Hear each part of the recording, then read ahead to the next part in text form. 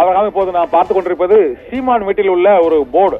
அடிக்கடி சமன்கள் வருவதால் இந்த போர்டில் சமனை ஒட்டுமாறு தாங்கள் ஏற்கனவே குறிப்பிட்டிருப்பதாக சீமானின் மனைவி கயல்விழி நீலாங்கரையில் உள்ள அவரது இல்லத்தில் சற்று முன்பு அளித்த அந்த பேட்டியில் அவர் தெரிவித்திருக்கிறார். மேலும் அந்த சமனை நான் தான் கிளிக்க சொன்னேன் என்றும் அந்த சமனில் உள்ள விவரங்களை அறிந்து கொள்வதற்காக உதவியாளர் சுபாகரிடம் அதை கிளித்து எடுத்து வர சொன்னேன் என்றும் அதனால் எந்த விதமான தவறும் இல்லை என்று வழக்கறிஞர்கள் தெரிவித்திருக்கிறார்கள். சமன் வழங்குவதற்கு 4-5 முறைகள் இருக்கின்றன.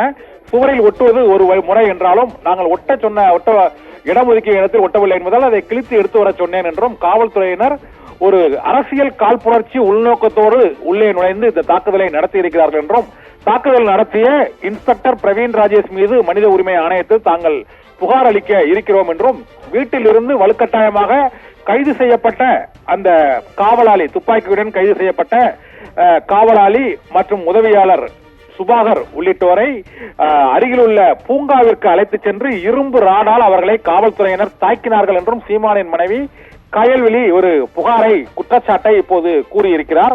அவரை துப்பாக்கி தம்மிடம் இருக்கிறது என்று அவர் கூறித்தான் காவல்துறையினருக்கு துப்பாக்கியை அவர்கள் எடுத்துதான் கொடுத்தார் என்றும் மிரட்டவில்லை என்றும் கயல்விழி, சீமானின் மனைவி கயல்விழி இன்று அளித்த அந்த பேட்டியில் தெரிவித்திருக்கிறார். மேலும் சீமான் எங்கெங்கு இருக்கிறார் என்பது காவல்துறையினர் அனைவருக்கும் தெரியும் என்றும் பொதுவான நிகழ்ச்சிகளில் அவர் பங்கேற்று வரக்கூடிய சூழ்நிலையில் இங்கு வீட்டில் வந்து சமன் ஒட்ட வேண்டிய தேவை ஏன் ஏற்பட்டது என்றும் சீமானின் மனைவி கயல்விழி இன்று காலை அளித்த அந்த பேட்டியில் அவர் தெரிவித்திருக்கிறார்.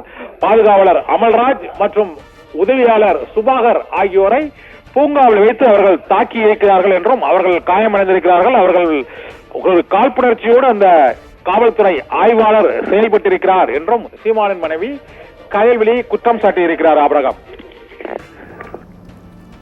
தகவலுக்கு நன்றி கண்ணன்.